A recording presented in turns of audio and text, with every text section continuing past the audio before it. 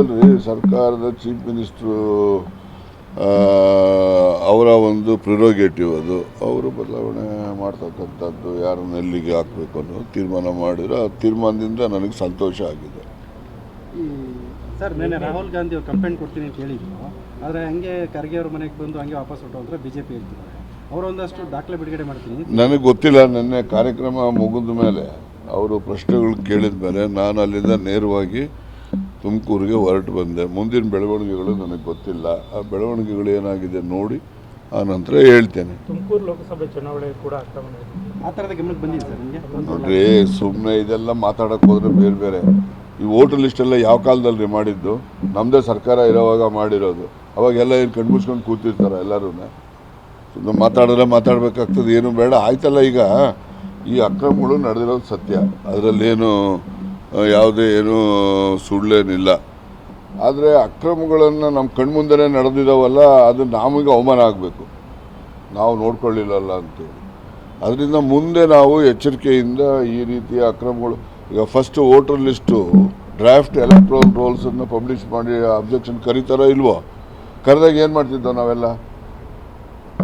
ಅವರು ಅಕ್ರಮವಾಗಿ ಇವನ್ನೆಲ್ಲ ಮಾಡಬಾರ್ದನ್ನೆಲ್ಲ ಮಾಡಿ ವೋಟ್ಗಳನ್ನ ಬದಲಾವಣೆ ಮಾಡಿಕೊಂಡು ಪ್ರಧಾನಮಂತ್ರಿ ಆಗಿದ್ದಾರೆ. ಅದು 100% ಸತ್ಯ, ಅದರಲ್ಲೇನು ಎರಡನೇ ಮಾತಿಲ್ಲ.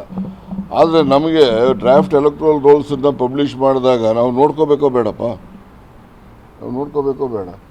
ಹಾಗಾಗಿ ಅಲ್ಲಿ ಮಾದೇಪುರದಲ್ಲಂತೂ ಮೋಸ ಮಾಡಿರೋದು ನಿಜ.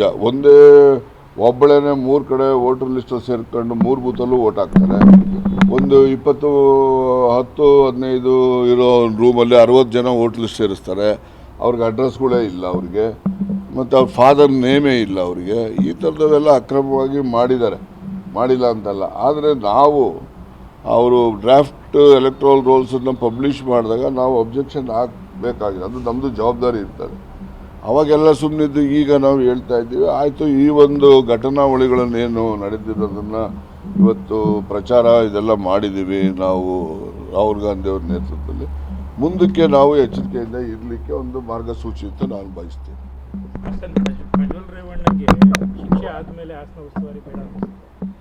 ಆಯ್ತಪ್ಪ, ರಾಜಕೀಯ ಅಧಿಕಾರ ಯಾರಿಗೇನು ಶಾಶ್ವತನೇನ್ರಿ? ಅದರಿಂದ ಬೇಕು ಬೇಡ ಪ್ರಶ್ನೆ ಅಲ್ಲ. ಸಂದರ್ಭೋಚಿತವಾಗಿ ಒಳ್ಳೆ ತೀರ್ಮಾನ ಮುಖ್ಯಮಂತ್ರಿಗಳು ತೆಗೆದುಕೊಂಡಿದ್ದಾರೆ. ನಿಮಗೆ ಹೇಳಬೇಕು ಅಂದರೆ ನಾನೇ ಕೂಡ ಮನವಿ ಮಾಡಿದ್ದೆ, 2 ತಿಂಗಳು ಮುಂಚೆನೇ ಮನವಿ ಮಾಡಿದ್ದೆ. ಆ ಮನವಿಯನ್ನು ಪುರಸ್ಕಾರ ಮಾಡಿದ್ದಾರೆ, ಅವ್ರಿಗೆ ಅಭಿನಂದನೆಗಳು. ಸರ್, ತುಮಕೂರಿಂದ CM ನಾನು ತುಮಕೂರಲ್ಲಿ ಇರೋದನ್ನ ನಿಮಗೆ ಇಷ್ಟ ಇಲ್ವೇನ್ರಿ?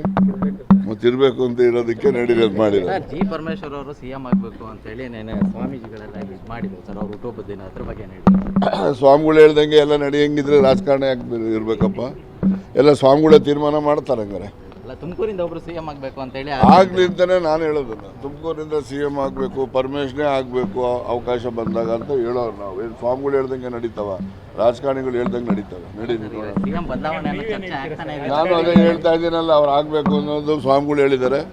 ಹೇಳಲಿ, ಭಾಳ ಸಂತೋಷ. ನಾನು ಅವರೆಲ್ಲ ಸ್ವಾಮಿಗಳು ಹೇಳಿರೋರಿಗೆಲ್ಲ ಅಭಿನಂದಿಸ್ತೀನಿ.